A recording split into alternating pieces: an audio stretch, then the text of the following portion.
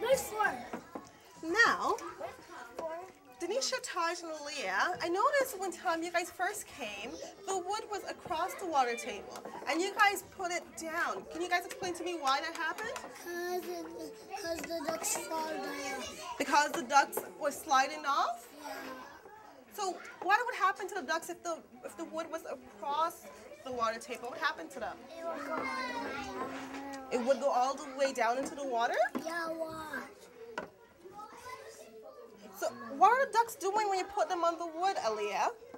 What happens to the ducks when you put it on the wood? They climb it. They climb it? They were sliding down the wood? What do you think causes the ducks to slide down? The slippery water. The slippery water? No, because it's all the way up like a hill. It's all the way up like a hill. What's all the way up like a hill? The wood is all the way up like a hill. This, when it goes down into the water like this, Taj, it's called a ramp. Yeah. A ramp. It's straightened up. Do you want to straighten up the ramp? Do you remember the book that we read in class? Yeah, the why the duck went in the drain. Yeah.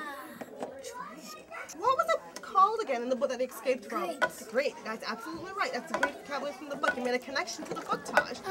Miss D took us outside to find one. Oh, great. Diane, thank you so much for coming and helping me implement some of these strategies in the classroom. I actually made some notes right after I did my own implementation of the strategies, and I love the fact that the wait period for me, I find that next time I should give them a longer time for them to experiment more with the materials. Because I also found that they were more engaged in just experimenting with the water, and the language wasn't as strong as I would like it to be. So in my further implementation of the center, I would actually give them longer periods.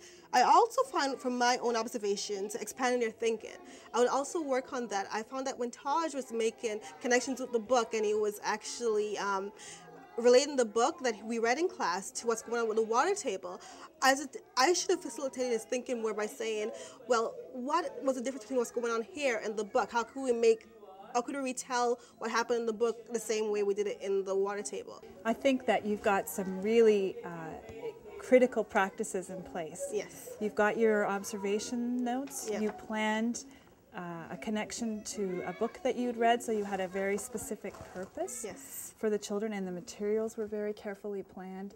But what was more critical from my perspective is your interactions with the children.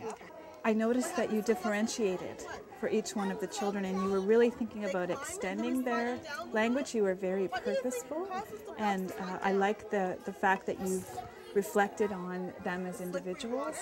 And I could really see the reading that you've been doing reflected in the way that you interacted with the children. So I look forward to continuing to talk with you. Thank you so much.